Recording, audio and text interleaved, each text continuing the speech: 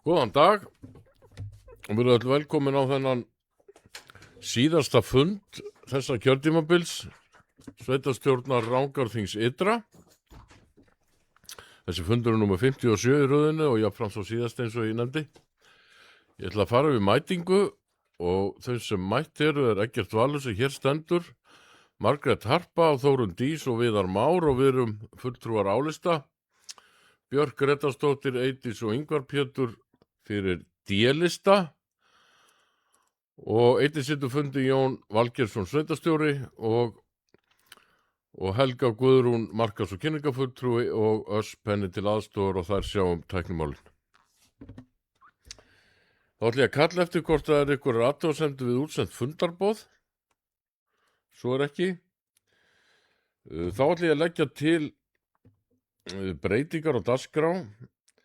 Það sem myndi bætast í dagskrána 2 mál, það er liður 21, það er fundur skipulags- og umferðarnefndar frá 11. maí síðastliðnum og fundur umhverfis hálendis og samgöngunefndar frá sama degi og aðri liðir myndu færast sem því nemur. Engar athugasemdir við það. Þá ætlaði ég í upphafi fundar endurskoðandi sveitarfélagsins mun fara yfir endurskoðana skýrslu vegna ársins 25, vegna ársreiknings ársins 25 og við munum rjúfa útsendingu á meðan að hann kynnir það fyrir okkur og kveikja útsendingun aftur þegar því er lokið og ég reikna með því að þetta taki svona í kringu 15 til 20 mínútur. Þannig að við skulum bara rjúfa útsendingu.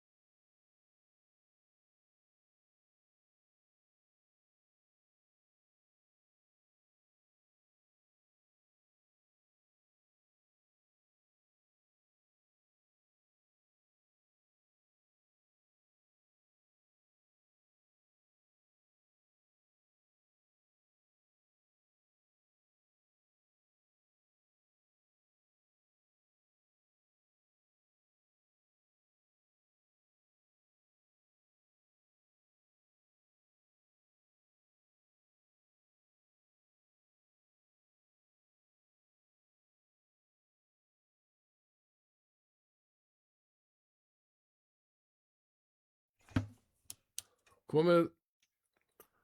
Þá höldum við fundi áfram. Endurskoðandi búin að fara yfir endurskoðuna skýrsluna. Þannig að við göngum þá til dagskrár og fyrsti liðurinn er samantekt sveitarstjóra. Hann ætlar að fara yfir smá minnisblað eins og við erum vöðin að gera í upphafi fundar. Gerðu svo vel, Jón.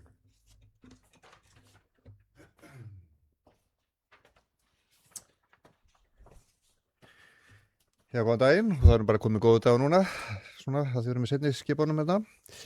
Já, það verður svona rúlega yfir svona nokkra punta svona á milli funda hjá okkur. Og að þetta nú síðasti fundur sveitarstjórnar, þá verður þetta nú síðasta minnisblaðið. Þannig að þarna, það er svona eitt og annað sem hefur drifið okkar daga. Það var sérstaklega ánægilegt að vera hérna viðstaddur Skóflustungu fyrir nýju þjónustuhúsi Landsvirkjunar á Hellu. Ég held að þetta sé raun og veru stærra mál heldur en maður kannski gerir sig grein fyrir svona inn í framtíðina þegar maður hugsa svona einhvern áfram í tíman og þetta verður held ég alveg mikið tækifæri að vinda eða að bæta við þessi starfsemi sem að þar mun fara fram.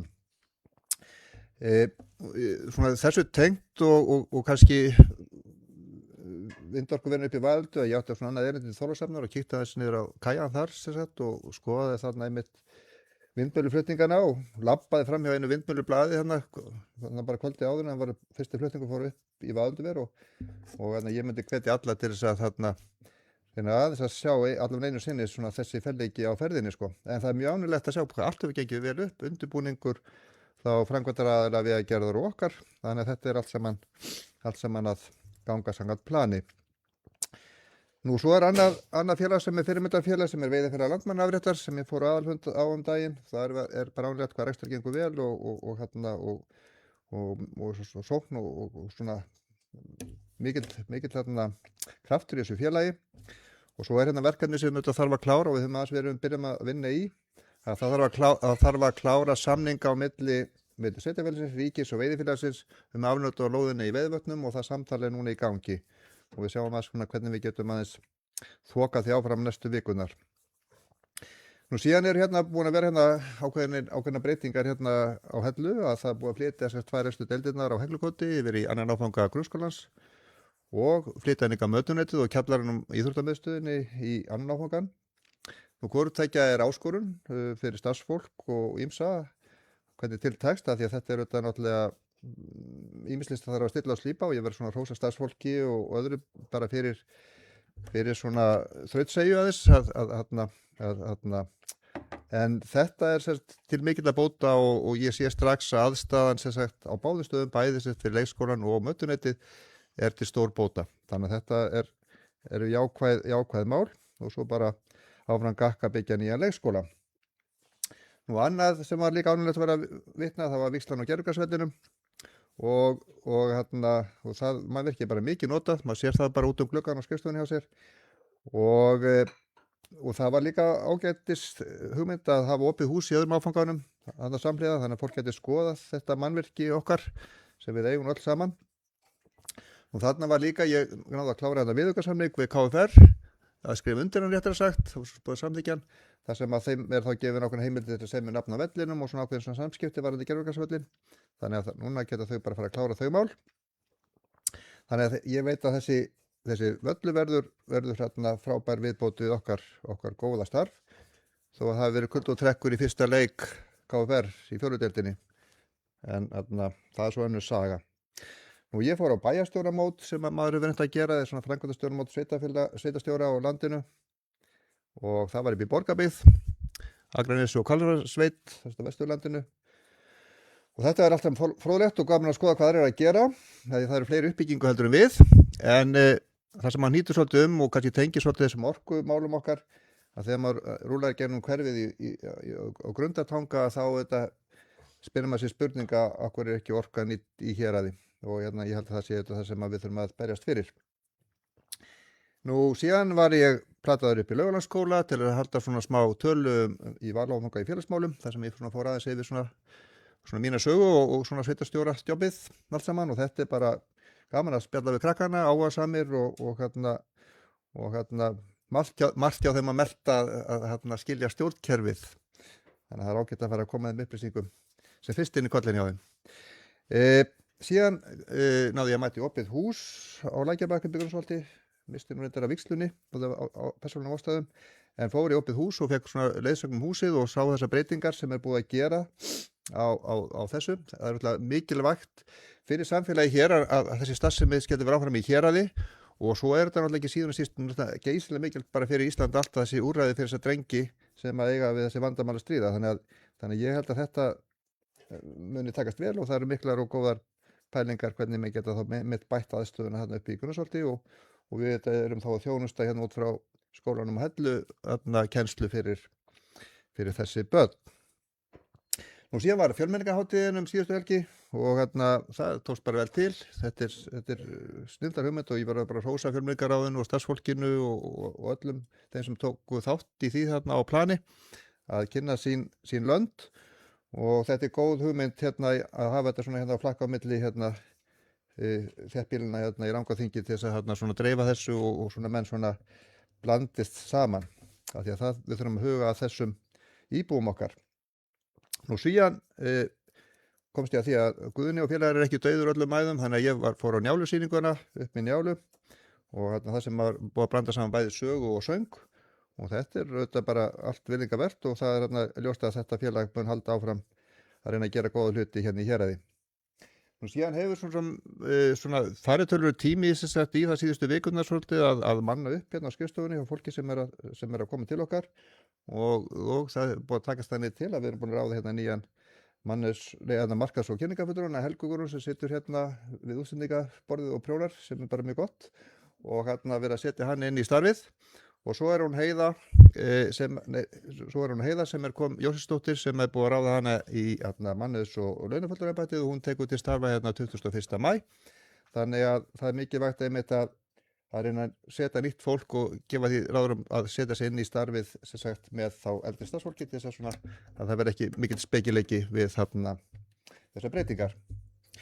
Nú svo bara að lokum, þetta er nú síðasti fundur þessar sveitarstjórnar og á þessu kjörtímabili, og þá vil ég nú bara þakka fyrir þetta samstarf í þessi tæpu 4 ár sem ég hef verið hérna. Þetta er öflug sveitarstjórn, það er mikið þekking hérna innar borðs, bæði meirihluta og minnihluta megin. Að mínum að þetta ekki vel, samstarfið ekki vel, þetta getur með svona haft skoðan á sínum hlutum, en við erum búin að held ég að þoka í sammenningu bara mörgum góðum og stórum málum áfram, og ég er svona bjartsýnn fyrir auðvitað framtíð þessa samfélags og sveitarfélags líka. Ég held að við eigum ýmislegt inni sem verður bara til bóta fyrir þetta samfélag, og ekki bara við samfélagið okkar, heldur líka samfélagið á Suðurlandi öllu, þannig að maður hugsa út fyrir sveitarfélagmerkin líka, sem ég held að skipti líka máli fyrir okkur, af því að við erum líka eitt atvinnusvæði og svona ýmislegt sem við getum gert hérna saman. Og þannig að ég þakka fyrir mig, þetta traust sem við sýnt hérna gegn þessu starfi líka, og traust líka á milli meira minnihluta okkar, skilur bara í mínum störfum. Þannig að ég held að við getum bara verið svona þokkalega brött með okkar störf á þessu kjörtímabili, og ég þakka bara fyrir mig.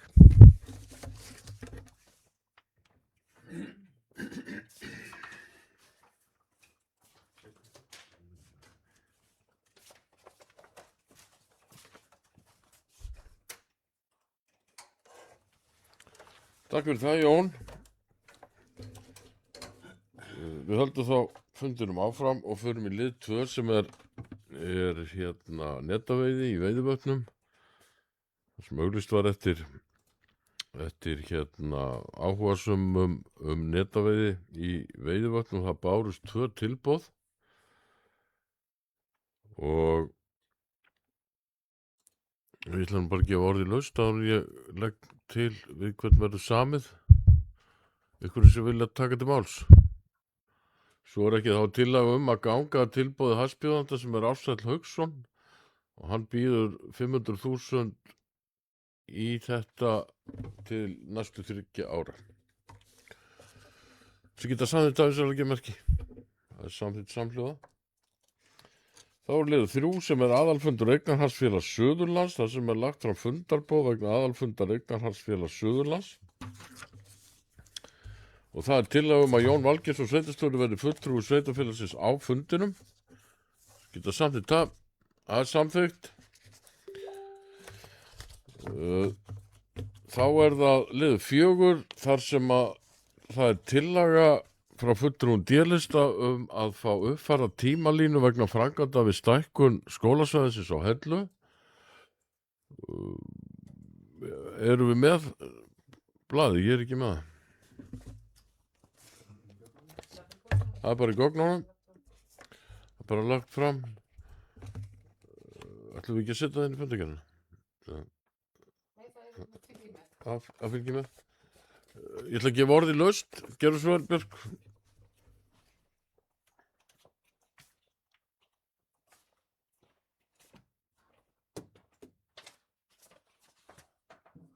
Takk fyrir það, oddviti. Við þakkum fyrir að fá þessa tímalínu inn. Hún var nú reyndar ekki með útsendu fundabóði held ég, en hérna inn er hún komin og mjög gott að fá hana inn. Og ég hvet ykkur til þess að hérna halda henni lifandi og fylgjast vel með henni til þess að hérna til þess að þetta gangi nú allt vel. En í hérna þessari tímaáætlun kemur fram að sem sagt upp hérna reysingu á burðarverki hefur lokið í lok ágúst eins og hefur áður komið fram og glugga og þaki lokið fyrir næsta áramót. Og ég spyr sko að því að í þessari tímaáætlun kemur fram sem sagt að glugga pöntun skuli hefjast miðjan júní og vera lokið miðjan ágúst.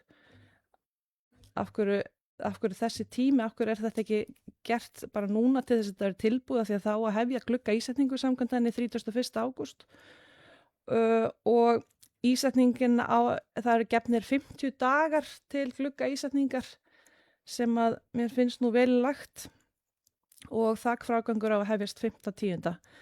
Þannig að ég hérna spyr út í þessa tímalengd og síðan er áætlað að pípulagnir og raflagnir hefjist þarna 22. október og loftræsting 27. nóvember. Hvenær á að bjóða þetta út?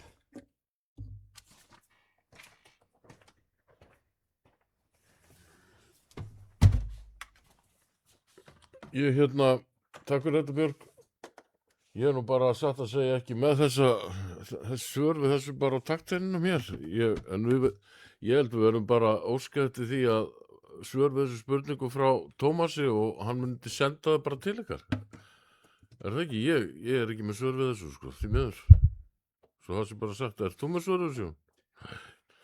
Þannig að við skulum bara koma þessum fyrirspurnum til Tómasar og bara óska eftir því að fá svör við þessu. Gerðu svo vel.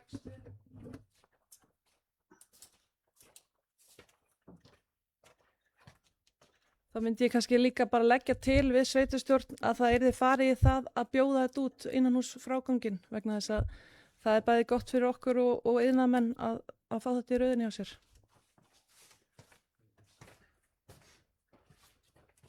Já, þetta eru fínar ábendingar sko, en þetta eru þetta í höndunum á, ekki þannig í höndunum á okkur hérna sveitarstjórninni að stýra svona einstakar dagsetningum á þessu, við treystum bara þessu, okkar fólki bara fyrir þessu. Og já, framkvæmd og eignarnefnd, en enga síður, það er bara fínt að fá svör við þessu spurningum og fínt að geta bara sendar á Jón. Eru fleiri sem vilja? Þá er þessi tímalína bara lögð fram hér. Þá fyrir við í lið 5 sem er framkvæmd og eignarnefnd og það er hér sem við þurfum að samþykkja að sem sagt það var kallað eftir verðum í gatna og veituhönnun fyrir Bjargshverfið og það bárust 2 tilboð og Efla var með lægsta verðið og við þyrftum að staðfesta afgreiðslu nefndarinnar að ganga til samninga við Eflu. Ég átta mig nú ekki alveg á því að hverju ekki tölur hann inni sko, ef ykkur vilja þær. En er ykkur sem vilja taka til máls? Getum við ekki sett það líka bara okkar bókum? Jú, við getum sett það inn. Það var himinn og haf hann á milli. Við getum sagði þetta við svolítið gemmerki, það er samþykkt. Og þá er það hér ársreikningur Rangárljósa sem er hér til samþykktar. Þetta ekki vorðið lust hann. þessi geta samþykkt afnýsla geðmerki, hann er samþyktur og þá fundagerðin að öðru leyti lögð fram til kynningar.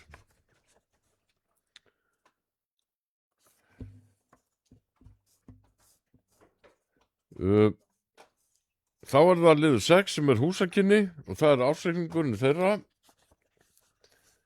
og orðið er laust hann.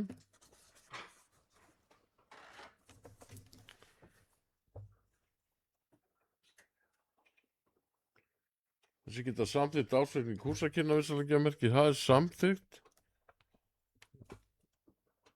Fundagerðin að öðru leyti lögð fram. Þá er það Vatnsveitan. Vatnsveitan Rangárþing situr á Ásarhrepps, það er ársreikningurinn. Ykkur sem vilja tjá sig hann. Þessi geta staðfest ársreikning Vatnsveitu Rangárþing situr á Ásarhrepps, hann er staðfest. Og fundagerðin að öðru leyti lögð fram til kynningar. Þá er það tónlistarskóli Rangæinga, það er ársreikningur líka.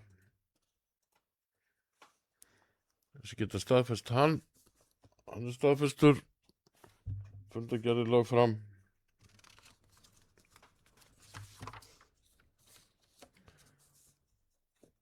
Og þá erum við komin í lið 9 sem er Oddi og þar er einnig ársreikningur vegna ársins 2025 fyrir byggðarsamlagið Odda.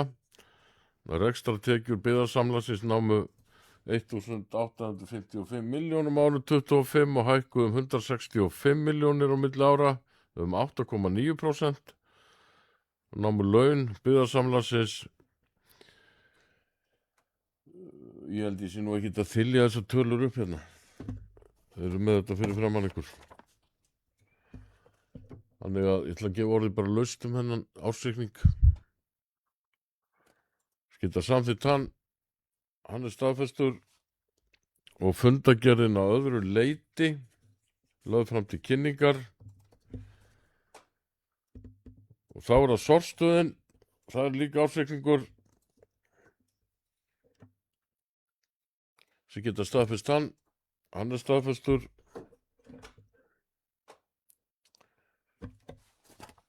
Þá er liður 11 sem er stjórn Suðurlandsvegar, þar er ársreikningur einnig. Sem geta samþykkt hann er staðfestur og fundagerðin að öðru leyti lögð fram til kynningar.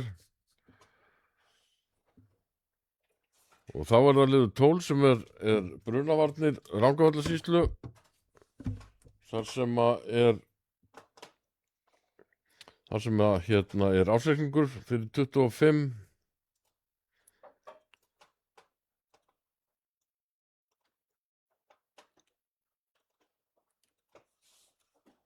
Geta samþykkt hann er samþyktur og fundagerðin að öðru leyti lögð fram til kynningar.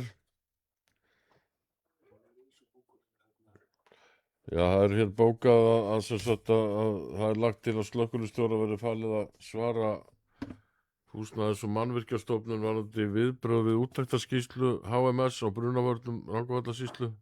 Það voru svona athugasemdir sem komið þarna við skoðun á húsinu.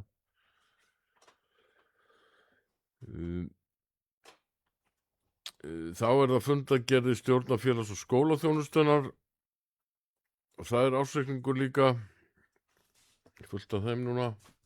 Geta staðfest hann er staðfestur og fundagerðin öðru leyti lögð fram til kynningar. Og þá er það fundagerði héraðsnefndar Rangæinga, það er ársreikningur, samþykkt það er staðfest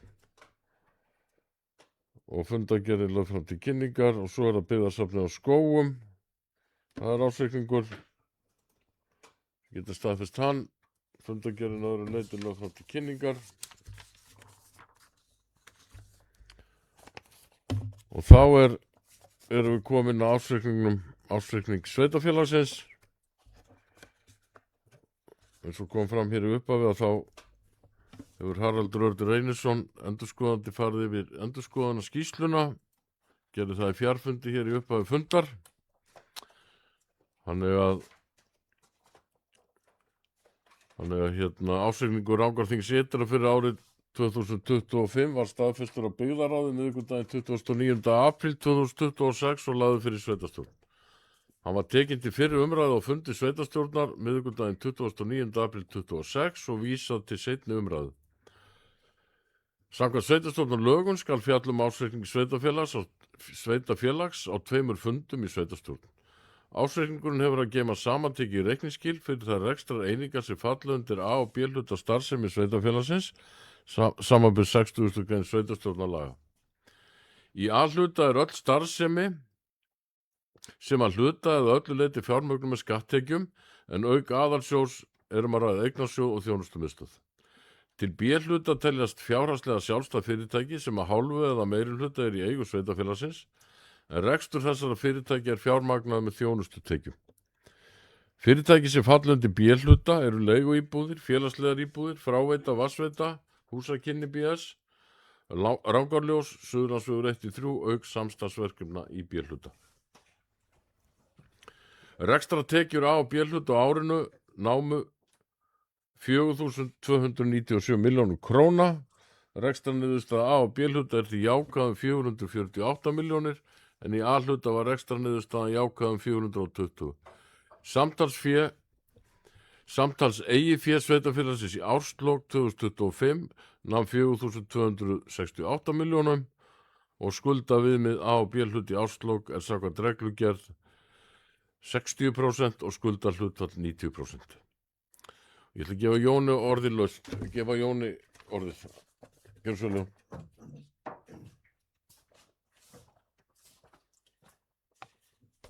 Já, takk fyrir það, Valdiði. Þú er búin að stela með gleppnum að hluta til, sko. En gott og vel. Það sem ég ætla kannski aðeins að fara yfir kannski svona, er svona helstu svona lykiltölur í ársreikningnum og kannski svona umfram það sem Oddviti vék aðeins áðan og svona kannski svona ákveðið svona atriði sem ég vil ekki athygli á. Svona líka kannski að því að við vorum núna fyrir á fundinum að hlusta á Harald Örn, endurskoðandi okkar, svona vera að tala um ákveðna hluti. Þannig að ég vil svona aðeins fylgja þessum ársreikningi úr hraði og svona sem síðast ársreikningi sveitafélagsins á þessu kjörtímabili. Þannig að svona kannski ef maður skoðar svona aðeins þessar lykiltölur sem við erum að glíma við og svona kannski skipta máli, bæði þegar við erum að skoða raunveru liðið ár og það sem ég legg áherslu á líka ekki síður árin næstu ár fram í tíman, af því að það er bæði fortíðin og framtíðin sem maður þarf að skoða þegar maður er að lesa og greina ársreikninga. En svona tekjustreymið okkar, það hefur verið að aukast hægt og bítandi, og er svona tæpir 4,3 milljarðar og með rekstrargjöld eru rúmir 3,5 og þegar búið þar á afskriftir og afborganir og lánum og ýmsu fjármagnstekjukostnaði þá endum við á þessu ári í A og B hlutanum í 447 milljónum. Það við ekki aðeins að þessu, hann Haraldur Örn, ekki aðeins að þessu munur á tölum á milli umræðina. Þannig að þegar ársreikningur var lagður fram í fyrri umræðu þá var gert að vera að ákoma verið 457 milljónir sem sett í A og B hlutanum og eins og kom fram í Haraldi Erni áðan þá og því að upplýsingur inn í gögnum málsins þá er þetta meira meina svona afstemmingar á fjármagnsliðum, verðbótum og afskriftum sem hefur áhrif á afkomuna per se, það hefur áhrif á afkomuna en ekki verulega áhrif á veltufjár rekstri eða aðra svona stærði sem kannski ríkistærði sem við þurfum að nota í okkar rekstri. Og nú sama á við líka að við erum að skila A-hlutanum í plús í tæpum 420 milljónum og það var í fyrirumræðu var gert að vera 437 og þetta er á sömu ástæðu. Þetta er ákveðnar millifærslur, þannig ég vil ekki athygla á þessum breytingum sem hafa orðið á milli umræðina sem eiga sér skýringar og ég held að sé bara allar góða gjaldaverðar. Þannig að afkoman er bara ásættanleg og er svona umfram áætlanir sem er líka gott. Það er líka annað sem ég vek athygli á sérstaklega þá að því að maður verður svolítið að hafa svolítið augun á A-hlutarekstrinum og niðurstöðu þar að það er svona, og það er jákvætt að það er svona skekkjan af samstarfsverkefnunum í A-hlutanum er aðeins að minnka milli ára. Þegar maður rétt þá var hún svona út af bergrismálunum og slíkum málum þá var ákoma samstarfsverkefni sem hafði jákvæð áhrif á sveitarfélagið sem nam einhverjum 80 milljónum minnum í fyrra sem er þá núna samtals eitthvað milli 40 og 50 þannig að það er svona skekkjani minni sem er góð. En við þurfum að hafa þetta alltaf í huga þegar við erum að lesa þessar tölur. Síðan er það kannski eins og kannski Haraldur Örn hefur bent á okkur endalaust á og ég er bara innilega sammála honum að það er sjóðstreymismálin sem að kannski gefa okkur bestur upplýsingar hvernig okkur gengur í raun og veru og það er svo sem mikilvægt að skoða líka A og B-hlutan sem sagt í samhengi, að því í A-hlutanum þá erum við nú að fjármagna flestar okkar framkvæmdir, þessu skólabyggingar og annað sem hafa verið að taka svona stærstu tölunar úr rekstrinum okkar þessu ári og sem betur fer þá erum við með nokkuð gott veltufé frá rekstri, sem sagt, í A-hlutanum erum við með 584 milljónir sem er svolítið umfram áætlanir, sem sagt, og 710 á B og handfé frá rekstri eru svona þá í A-hlutanum 664 og í A og B 767. Og það er annað sem að menn þurfa að þessu augun á líka, að þarna að þetta erum við, eins og kannski við framkomið, við erum þetta í rosalegum fjárfestingum og þið sjáu það en í A-hlutanum eru fjárfestingarhreyfingarnar nettó 1,2 milljarðar og hérna í A og B-hlutanum sem sagt 1,3. Við eigum alltaf ekki allar þessar fjárfestingar út af samstarfsverkefnunum en við eigum að langmestu leyti. Þannig að við erum svona give and take svona í 1,2 milljörðum í fjárfestingunni og það er náttúrulega annar áfangi og þriði áfangi sem sagt grunn- og leikskóla og Hellu, langstærstur og svo Gerðugarðsvöllurinn auk annars sem hefur verið líka og þarf að sinna líka. Þannig að þetta er þetta náttúrulega geysilega miklar og krefandi fjárfestingar. Og það er líka ánægilegt að sjá inn í ásetningunum og það ánægilegt, það er kannski aldrei ánægilegt að þurfa að taka lán en við áætlunum hvað gerði á fyrir við tækjum 933 milljónir á árinu 25 en endum í 600 sem er alveg nóg og sérstaklega kannski sem var líka lagt áherslu á með við lánakjör og annað sem hafa því miður ekki verið kannski eins hagstæð á síðasta ári eins og við höfum vonað út af vaxtaumhverfinu. Þannig ég auðvitað er ánægð með það að við þyrftum allan ekki að taka meira en af þessu þarf að líka að borga, það sjálfsögðu. En það þýðir það líka að af þessum 1,2 milljörðum sem við vorum í fjárfestingu þá vorum við líka að borga á lánum og tókum þetta. Þannig að við erum að taka úr rekstrinum talsvert mikið fé, þannig að einhverja 600 milljónir rúmlega kannski til þess að eiga fyrir afborgunum með þessu sem er bara mjög jákvætt. Þannig að við erum auðvitað fjármagnað með lántöku og svona handbæri fé, það sé ekki mótur rekstrinum. En það er annað sem ég vek athygli á í ársreikningnum líka og ég talaði það líka áður að handbæra fé hjá okkur í árslok 25 var mjög lágt. Það var rétt 13 milljónir og þessar tölur sem kom í ársreikningum að þessi 206 í afhlutunum sem við kannski horfa á eru út af samstarfsverkefnum. Það þýðir það að árinu 26 þurfum við að hafa mjög mikil augun af því sem sagt að passa upp að handbæra fé dugi þá fyrir þessum rekstri og fjárfestingu sem við erum í sem við höfum bara sjálfsög verið að vinna í. En þetta þýðir það líka sem er líka jákvætt að við notum bara alla peningur okkar í stað að taka lán árið 25 til þess að reyna að standa streyma þessu en bufferinn til þess að svona takast á við svona daglegt brauð er þá kannski minni árið 2026. Þetta er eitt, nú aðra kennitölu sem að manni finnst alltaf ágætt að kíkja á og hefur lítilega verið vikið á, það er svona þessi skulda viðmið og skulda hlutföll, það er best að skulda sem minnst.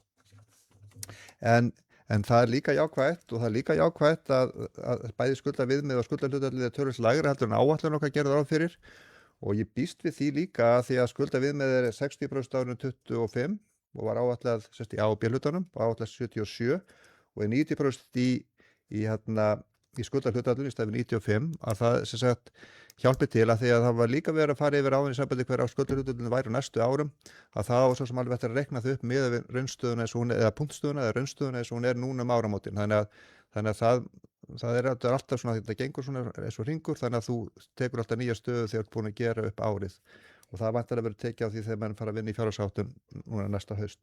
Þetta er jákvætt að við séum þó ekki að fara hærra í þessu og svo erum við líka bara með nokkuð svona heilbrigða kennitölu líka í veltur fjárhlutfalli sem eru rétt tæpalega 1 og eiginfjárhlutfalli sem er 51,5 og þessar tölur eru líka umfram áætlanir sem við settum okkur fram árinu 25 sem er líka jákvætt. En svo sem ég bara legg bara áherslu á það að þetta er svona heilbrigður rekstur en okkur veitir ekkert af okkur öllum okkur kröftum til þess að gera þetta. Hins vegar er það líka, ég held að, og það er ágætt áætlanir séu raunhæfar og ég legg áherslu á það sé það, en ég vonast til að sveitarfélagið sé á næstu árum, sem sagt, að komast í ákveðna stöðu þar sem að tekjustreymið verður betra heldur en það hefur verið og ég bind mikla vonir við sem sagt að þol sveitarfélagsins gagnvart fjárfestingum og lántökum og öðru verði sterkara vegna þess að það verði vonandi jákvæðar breytingar tekjur á skattleggingu orkumannvirkja og þessar miklu fjárfestingar og uppbygging sem er í gangi sérstaklega í orkuhlutanum muni skila sem sagt sveitarfélaginu auknum og þrótti til þess að vinna að sínum málum og það er gott að það sé ekki inn í neinum áætlunum en þá fyrir það bara raungerist. Öðru leyti held ég hafi nú bara fyrst þessum síðast ásveikningi mínum bara sem sagt úr hlaði og fyrir mína parta ég nú bara ánægður með hann og ég held að við getum bara öll bara verið það. Þannig að það alltaf gott að skilja vel við. Takk fyrir mig.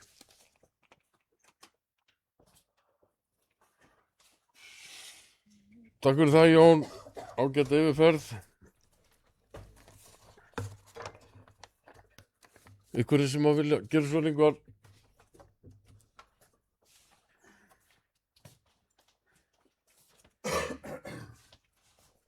Já, oddviti, ég ætla að þakka sveitarstjóra fyrir ágætis yfirferð yfir ársreikningin.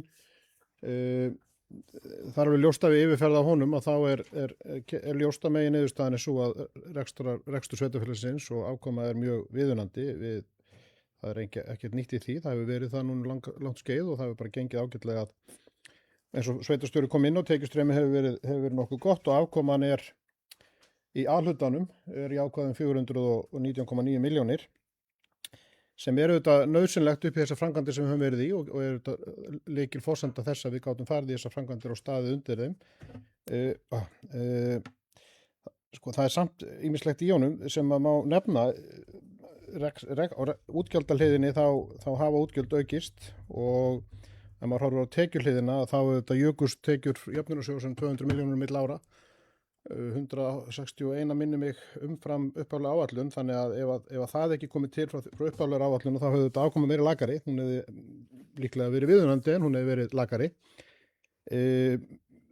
Hefði því hærri lán þannig að þetta er fín afkoma, þetta er í rauninni bara svo afkoma með örlitlum viðbótum sem við vorum að gera ráð fyrir, hún er ekkert mikið meiri en það, þetta er bara hluti af því ferðalagi sem við erum á með þessa fjárfestinga, við verðum að láta reksturinn skila og það er að ganga. En það er ekkert meira en það. Rekstrargjöld A-hluta, þau hækkuðu úr 3,1 milljarði í 3,3 milljarði á milli ára. Það er töluverð aukning og kjörtímabilinu í heild hafa rekstrargjöld A-hluta farið úr 2,4 milljónum í 3,4 milljarða sem er 19,6% hækkun á raunvirði á 4 árum. Þannig að hvern íbúa er þetta að fara úr 1,3 milljónum 22 í 1,7 sem er 155 hækkun á föstu verðlagi. Þannig að það er að þyngjast reksturinn þó að hann sé sjálfbær og þó að hann sé skilágætlu en það hefði kannski stundum átt að vera meira aðhald og síðast ári er engin undantekning á því. Því að launin sem við auðvitað vitum að við þurfum að standa undir kjarasamningum en launin er að fara upp 293 milljónir á milli ára og ef við miðum við upphaflega áætlun þá fóru laun og launantengd gjöld 139,9 milljónir fram úr henni og rekstrakostnaði 59,9 því að við erum að gera viðauka, því að við erum að bregðast við í gegnum árið við hækkunum og óvæntu og einhverju sem að teknar eru ákvarðanir á miðju ári. Þannig að hann sýnir vissulega viðunandi stöðu, hann sýnir ekki síður eins og ég kom inn á hann að tekjuhliðin að hún ræðst dálítið á því að jöfnunarsjóðurinn er að borga okkur miklu meira en við gerum ráð fyrir og við vitum það að við getum ekkert áætlað mjög vel fyrir því þannig að það er að hafa töluverð áhrif á afkomuna og eins og sveitarstjóri kom inn á áðan að þá voru 13 milljónir í handbært fé í árslok rekstra niðurstaða upp á 420 milljónir segir ekki mikið út í feltinu, það skiptir máli að það sé hægt að borga reikningana og það þurfi ekki að draga yfirdrætt og annað og þó að þetta sé núna tímabundið ástand vegna þess að við erum bara í átaksframkvæmdum og við erum að reyna að takast lítið að lánum og reyna að komast í gegnum það að þá verður auðvitað þegar framkvæmdatímabilinu lýkur að tryggja það að handbært fé sé hærra þannig að reksturinn sé sjálfbærari og það sé til fyrir mánaðarlegum útgjöldum.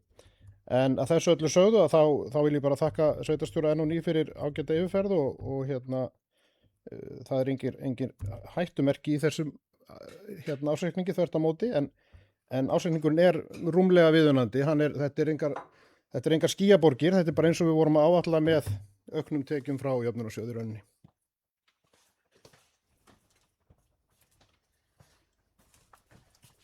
Takk fyrir það Ingvar. Já, ég held að við getum bara öll verið ánægð með þennan ársreikning og hvernig við erum að skila þessu á okkur, þessi sveitarstjórn og og ég held að og bara erum að skila þessu ágætlega til næstu sveitarstjórnar og við erum bara sátt með það. Ef það er ekki fleira þá ætla ég að bera ársreikninginu upp og báðir listar hafa boðað bókun sem við færum bara inn eftir að við höfum afgreitt ársreikningin. Þessi geta samþykkt þennan ársreikning, hann er samþykktur samhljóða og hérna eins og komin á að þá verður bókað með þessu eitthvað.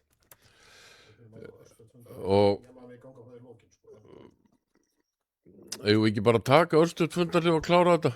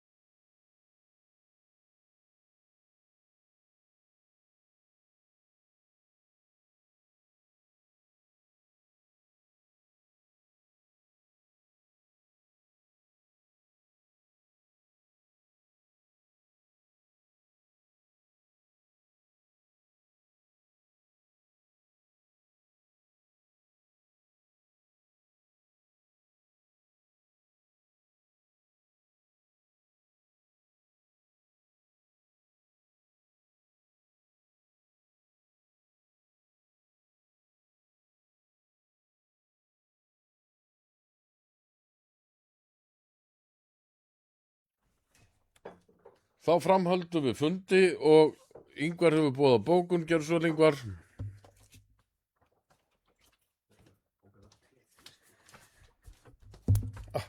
Hvaða rafmagn er alltaf? Oddviti ágætu sveitarstjórnar fulltrúar. Bókunin er svohljóðandi: við yfirferð á ársreikningi ársins 2025 er megin niðurstaðan sú að afkoma sveitarfélagsins er viðunandi. Rekstra niðurstaða A-hluta er jákvæð 419,9 milljónir króna og sveitarfélagi skilar umtalsverðu svigrúmi inn í þær framkvæmdir sem nú standa yfir. Það er í samræmi við þá uppbyggingu og þann grunn sem lagður var á fyrra kjörtímabili þó framkvæmdir hafi dregist. Og sveitarfélagi ræður við þær lántökur sem ráðist hefur verið í. Tekjur sveitarfélagsins hafa aukist umtalsvert milli ára. Það munar mestu framlög úr jöfnunarsjóði hækkuð úr 877,9 milljónum árið 2024 í 1078,8 milljónur 2025 eða 200,9 milljónir og umtalsvert nokkuð umfram áætlanir. Á sama tíma hafa rekstrargjöld sveitarfélagsins aukist töluvert. Rekstrargjöld A-hluta hækkuð úr 3.126 milljónum árið 2024 í 3.358 milljónur árið 2005. Á kjörtímabilinu heild fóru rekstrargjöld A-hluta úr 2.380 milljónum árið 2022 í 3.358. Að raunvirði jafngildir það 19,6% hækkun. Laun og launatengd gjöld hækkuðu umtalsvert. Þau fóru úr 1720 milljónum í 2013 milljónir. Ég sleppi ártölunum þó það sé í bókun til að spara tíma. Eða 293,1 milljónur milli ára. Stöðugjöldum hélt áfram að fjölga á árinu. Ásetningunni sýnir viðunandi stöðu í dag en framlög jöfnunarsjóðs höfðu hvað mest áhrif á afkomuna umfram upphaflega áætlun. Þá kom fram að handbært fé frá rekstri í árslok hafa einungis verið 13 milljónir. Ljóst er að leið og þeim stórframkvæmdum sem unnið er að verði lokið þarf að miða rekstur sveitarfélagsins við að handbært fé sé hærra til að rekstur og greiðslu geta sveitarfélagsins sé sjálfbær. Þá ber að nefna að verði áframhald á þeirri útgjalda þróun sem einkennt hefur kjörtímabilið eru blikur á lofti sjálfbærni sveitarfélagsins á næstu árum.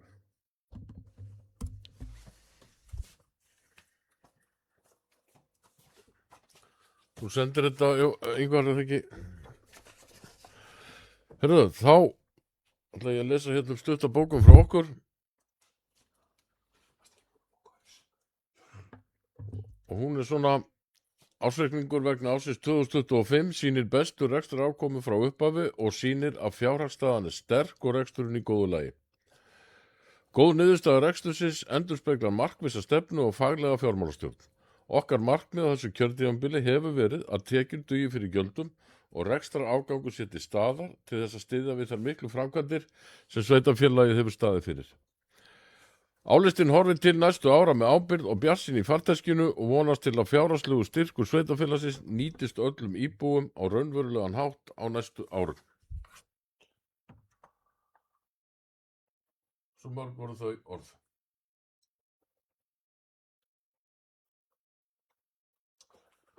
Þá höldum við áfram og förum hér í lið nr. 17 sem er Hallstún, þar sem Guðmundur Árnason óskar eftir að fá að stofna lögbýli á jörð sinni Bláholti sem er úr landi Hallstúns. Álit búnaðarráðunauts liggur fyrir þar sem að ekki voru gerðar athugasemdir. Sem geta samþykkt það er samþykkt. Svo er í liður 18 sem er kynningamál til umsagnar frá nefndasvið Alþingis. Það eru varðar frumvarp til jöfnunar á kostnaði við dreifingu og raforku. Þar sem að við leggjum til að við tökum undir bókun eða umsögn samtaka orkusveitarfélaga eða samtaka sveitarfélaga á köldum svæðum frumvarp til jöfnunar á kostnaði við dreifingu og raforku. Ég held að það sé mjög ákvætt. Ekki veitir af að reyna að lækka raforkukostnað út í sveitum. Þetta er lagt fram til kynningar. Þá fyrir við lið 19 sem er byggðaráð, fundargerð byggðaráðs og við byrjum hérna á samning framkvæmd og byggingareftirlit vegna Hvammsvirkjunar á milli Landsvirkjunar og sveitarfélagsins. Og byggðaráð leggur til við sveitarstjórn að samþykkja samninginn og sveitastjóra falið undir þetta. Þessi geta samþykktanna samningur sem leggja merki, hann er samþyktur og þá er að tæming Rotþróa, þar sem lögð var fram niðurstaða útboðs í verki Rotþróa hreinsun í Rangárþingi ytra og eystra 2026-29 en útboðsfrestur rann út 16. apríl. 2 verktakar skiluðu inn tilboðum, verkval og hreinsintækni og verkval bauð 81% af kostnaðaráætlun og hreinsintækni 89% af kostnaðaráætlun og tilboð verkvals nam 62,7 milljónir fyrir 4 ár og það er lagt til að ganga að tilboði í lagsbjóðanda, verkval. Geta samþykkt það, það er samþykkt. Þá er það fundargerð byggðarráðs að öðru leyti, sem geta staðfest hana, að staðfest. Þá fyrir við lið 20 sem er skipulags- og umferðarnefnd. Það er hér Lundur þjónustýbúðir að sem nefndin tekur í ágætt í erindi og leggur til við sveitastjórn að veitt verið vilyrði til úthlutunar á lóðunum í Gunnatúni til GG3 á grundvelli erindisins. Og við leggjum til að GG3 verið veitt vilyrði fyrir lóðunum 2, 4 og 6 í Gunnatúni til uppbyggingu þjónustýbúða fyrir 60+. Gjörsamningar.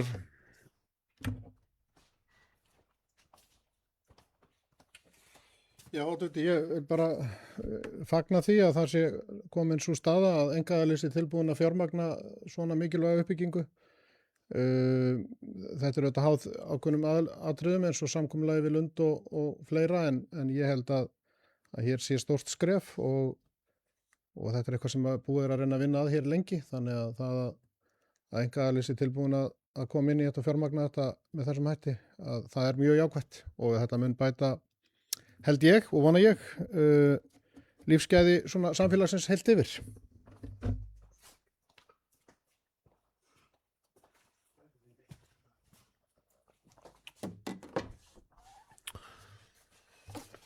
Takk fyrir það, Ingvar. Ég tek undir með þér, þetta er bara mjög gott mál held ég af þessu verður. Og já, það er svona eitt og annað sem hangir á spýtun og þarf að ganga upp, þannig að þessi kapall gangi upp, en ég legg til við sveitastjórn að við veitum þetta vilyrði, þessi geta samþykkt það er samþykkt samhljóða.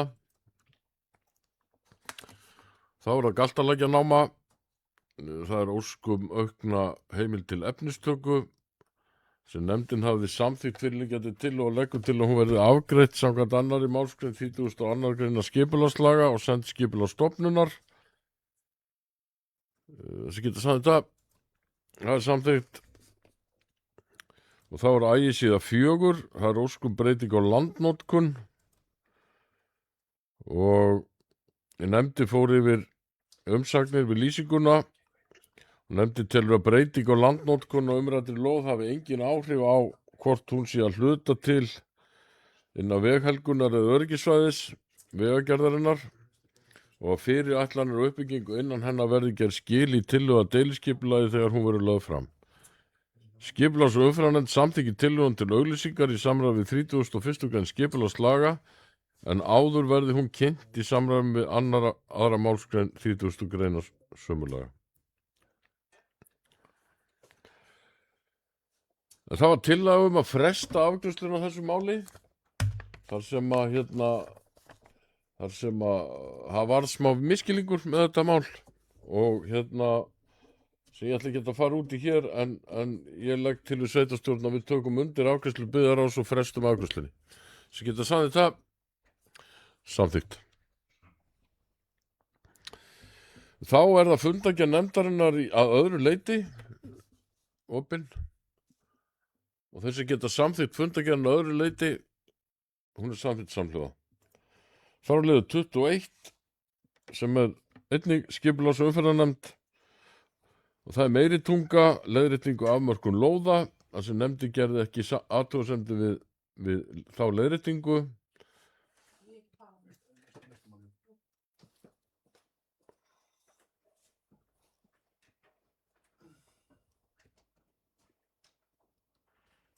sem getur sagði þetta, við svolítið gefa merki. Þá er að meiri tunga 2, landskipti, Ragnarslundur. Allir að hverja á hundinum? Ha? Já. Ok. Það sem nefndin gerði ekki athugasemdir við áformum landskiptinni fyrir þú heit og lóðum og leggur til að landskipti verði samþykkt. Þessi geta staðfest það. Það er staðfest. Svo erum við hérna með vikunám í Merkikorslandi það sem er kynningamál.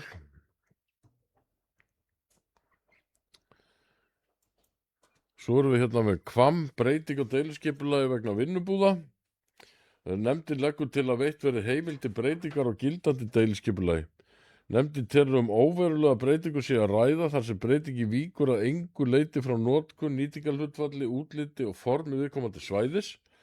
Nefndin leggur því til að farið verði málsmeðferð samkvæmt 2. málsgrein 43. greinar skipulagslaga en telur enga ástæðu til grenndarkynningar þar sem tímabundna ráðstöfun lands er að ræða sem hefur engin áhrif á aðra en umsækjendur og sveitarfélagið. Skipta staðfest það. Það er staðfest. Það var að Kaldarholt, framkvæmdaleyfi til borunar. Það sem nefndi frestaði málinu þar sem að vantaði leyfi frá Fiskistofu. Staðfestu við þá frestun ekki. Takk. Veiðivatn, breyting á deiliskipulagi. Nefndin leggur til að veitt verði heimild til breytingar og gildandi deiliskipulagi. Nefndin telur óverulega breytingu sé að ræða þar sem breytingi víkur að engu leyti frá notkun, nýtingarhlutfalli, útliti og formi viðkomandi svæðis. Nefndin leggur til að falli verði frá grenndarkynningu þar sem tillagan hefur engin áhrif á aðra en sveitarfélagið og rekstraraðila á svæðinu. Sagði það. Það er samþykkt.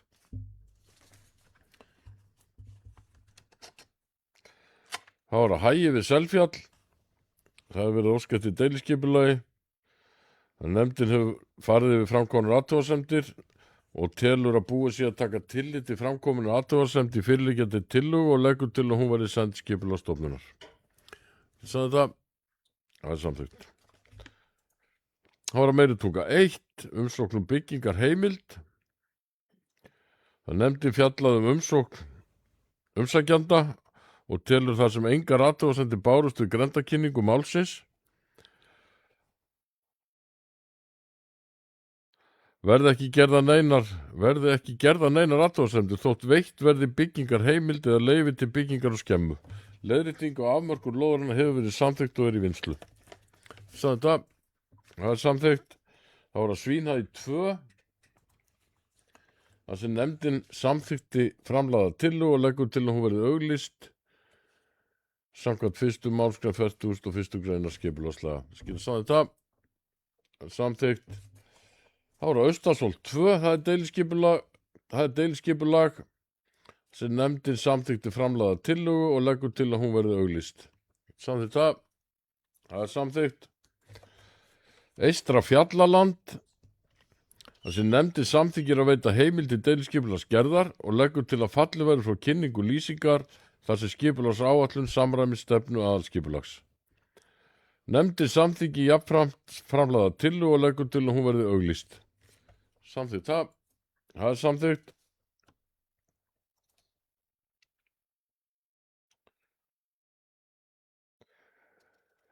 Það var að Bogatún 2, það er óskum stækkun lóðar. Nefndin telur ekki tímabært að tekið verði ákvörðun minnkun vegsvæðis Helluvarsvegar að svo stöddu og leggur til að erindi umsækjanda verði frestað þar til endanlegt skipulag skólasvæðisins liggur fyrir. Tekið verði tillit til beiðni umsækjanda við vinnu við skipulagssvæðisins. Þetta samþykkt þessa frestun. Það er samþykkt. Þá erum við í lið 22 sem er umhverfis hálendis og samgöngunefnd. Og varða forgangsröðun og vinnu við tengivegi. Tökum það út úr fundargerðinni. Og það er listi sem ég ætla ekki að fara að þylja upp sem að nefndin sendir vegagerðinni og verður færður inn í fundargerðin okkar. Þannig að auki leggur nefndin áherslu á að ný brúð verður byggð yfir Eystri Rangá við Reynifell. Undanfarin ár hefur verið unnið að viðhald eins og kostur en brúin komin að það stig að endurbætur og viðhald gagnast ekki nema sem lausnir til skamstíma. Brúin mikilvæg þar sem hún tengir efri byggði Rangárvalla við Rangárþing eystra og mikilvæg í ljósi áhættu vegna náttúruhamfara sem rík á þessu svæði öllu. Brúin gagnast í íbúum beggja handa árinnar sem flóttaleið ef þörf verður á. Byggja þar nýja brú, það stutt og laggott hjá nefndinni. Byggja þar nýja brú, þetta við vita lengi. Þessi geta samþykkt þessa afgreiðslu nefndarinnar, gerðu svo Björk.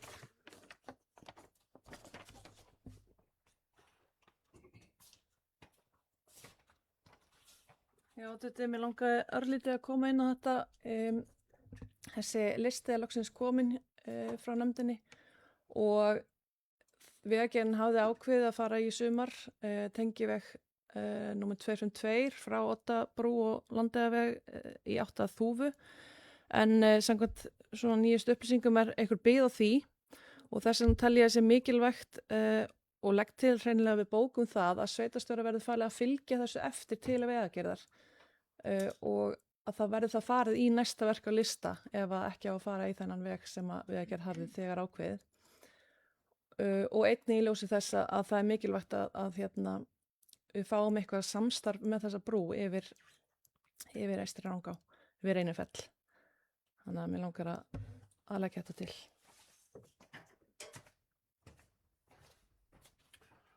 Skiljið rétt að þrýsta á Vegagerðina af því að á ókunnum ástæðum að þá frestast þessi framkvæmd þarna niður við Oddabrú að þá muni að fara fram á það fjármagn sem átt að fara í það verkefni fara í eitthvað annað verkefni. Já. Ok, það er bara ágætt svo mynd. Við getum svo sem viðra það við Vegagerðina og bókað að sveitarstjóra sé falið að fylgja þessu eftir við Vegagerðina. Já, flott. Þessi geta samþykkt þetta vissulega ekki merki. Það er samþykkt og þá er það fundagerðin að öðru leyti. Lögð fram til kynningar. Markaðs, menningar og jafnréttismálanefnd hér næst og það er menningarstyrkurinn. Þannig að við þurfum að staðfesta tillögu nefndarinnar að menningarstyrkjum sem geta samþykkt það við staðfestum það og fundagerðin að öðru leyti lögð fram til kynningar. Þá er það heilsu, íþrótt og tómstundanefnd.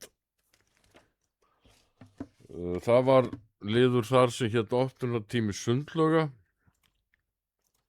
sem nefndi beini því til næstu sveitarstjórnar við fjárhagsáætlun að gera næsta árs og áranna þar að eftir verði auknu fjármagni beint í rekstur sundlaugarinnar á Laugalandi. Markmið með þessu var að skapa möguleika auknum opnunartíma laugarinnar með það fyrir augum að sundlaugin verði ákjósanlegt val fyrir hina ýmsu hópa samfélagsins allt árið kring. Breytingarnar gerast ekki á einni nóttu og því lykilatriði að stilla verkefni til langs tíma, sinna markaðssetningu sem skyldi og fylgjast gaumgæfilega með árlegri notkun laugarinnar. Í heilsueflandi samfélagi líkt á Rangárþing eru 2 velreknar sundlaugar, eitthvað sem við getum hreykt okkur af. Og svo kemur hér tillaga að opnunartíma og hún snýr að því að stytta opnunartímum helgar og bæta við opnun 2 daga í miðri viku, gæti litið svona út, segir nefndin. Föstudögum 15 til 21, laugardagum 11 til 18, sunnudögum 10 til 15, þriðjudagar 16 til 20 og fimmtudagar 16 til 20. Og ef þessi leið verði farin þá þarf óska eftir viðauka fyrir annan daginn. Með þeim fyrirvara að fá starfsfólk til að vinna á þessum tíma. Og nefndin leggur til við sveitarstjórn að við samþykjum þessar tillögur að breyttum opnunartíma. Og svo kom til á íbúafundi í gær að sundlaugin yrði klórlaus. Og það er eitthvað sem að ég held að nefndin ætti að taka fyrir hjá sér og velta vöngum yfir. Ég er ekki vissum að sé svo vitlaust til það. En orðið er lust, gjör svo lengar.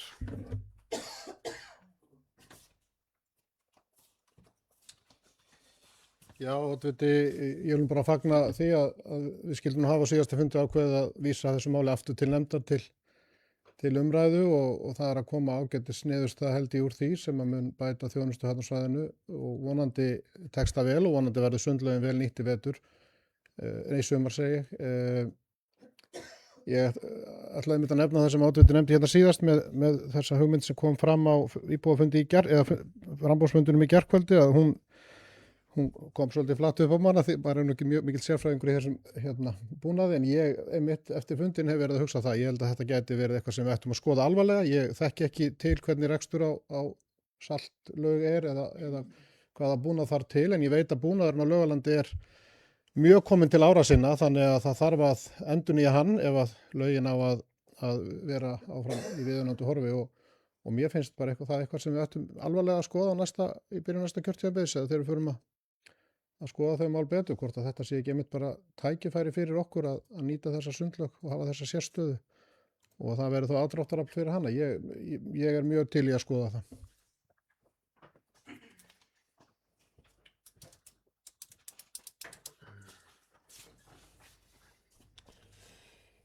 Já, ég held að það sé bara gott mál að nefndin velti vöngum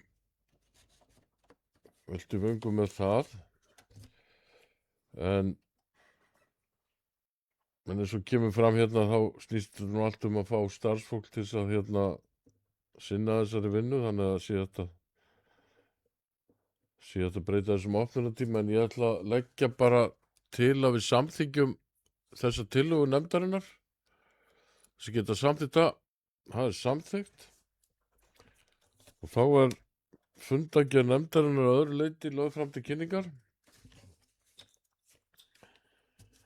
Þá er nú að styttast í þessu hjá okkur og við erum hér með nokkrar fundargerðir sem eru lagðar fram til kynningar. Það er heilsueflandi samfélag og það er hér fundargerð fjölmenningarráðs og það er hér til að bókun þar sem að sveitarstjórn þakkar skipuleggjendum fjölmenningahátíðar á Hellu þann 9. maí síðastliðinn fyrir gott skipulag og vel heppnaðan dag eða vel heppnaðan viðburð og þetta var bara mjög vel heppnað að mínum dómi og ég held allra sem að koma þarna, ég held að allir verið sammála um það, þetta hafi tekist bara mjög vel og vonandi verður bara framhald á þessum hátíðum og svo er það ungmennaráðið hún lagði fram til kynningar fundargerð stjórnar SÍS lagði fram til kynningar og fundargerð Bergrisans og fundargerð heilbrigðiseftirlits svo er hér þjónustusamningur við KPMG endurnýjaður ársreikningur Orlofs húsmæðra það er líka lagt fram og ársfundur náttúru hamfaratryggingar Íslands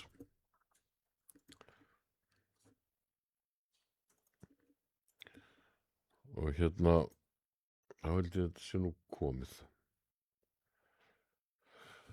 en að þetta síðasti fundur sveitarstjórnar hafa mig að bara þakka ykkur öllum fyrir samstarfið á kjörtímabilinu sem hefur verið bara gott og ykkurir eru hér í framboði á ný og ég vonast bara til að það verði bara jafn gott samstarf á næsta kjörtímabili hvernig svo sem kosningarnar fara, það kemur allt í ljós á laugardaginn að það verður bara jafn gott samstarf og hefur verið. Ég held að það sé sveitarfélagin til heilla að það sé ekki blóðug átök í sveitarstjórninni, það græða fáur á því. En ég vil líka koma með tillögu að bókun ekki nema vilja ykkur taka til máls áður en ég lesa hann upp, gerðu svo lengur.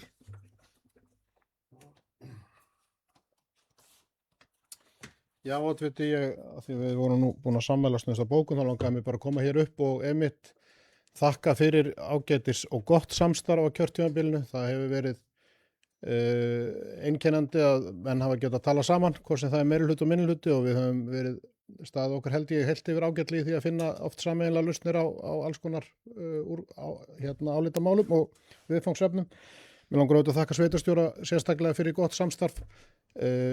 Það hefur verið gott við minnihlutan og það er auðvitað mismunandi hvernig það er á milli sveitarfélaga en við höfum verið mjög sátt við samstarfið við sveitarstjóra á kjörtímabilinu og eins vil ég nú þakka oddvita sem hefur mikilvægt hlutverk hér á fundum að hann er auðvitað oddvita okkar allra og það hefur ekki tallað á það á fundum sveitarstjórnar að hann hafi ekki sýnt minnihlutunum fulla virðingu og við höfum átt fínt samstarf hér og eins vil ég þakka auðvitað fráfarandi sveitarstjórnarmönnum fyrir samstarfið, hvernig sem að niðurstöður kosninga þess að fara, að þá erum við nú einhver að fara að vinna áfram og við erum held ég öll í frambúðir reyndar, þannig að við erum nú eftir að sjást oftar, en ég vil þakka fyrir gott samstarf þessi 4 ár og ég held að við getum bara verið, hvort sem það er meirihluti eða minnihluti, nokkuð ánægð með okkur svona heilt yfir eftir þetta kjörtímabil.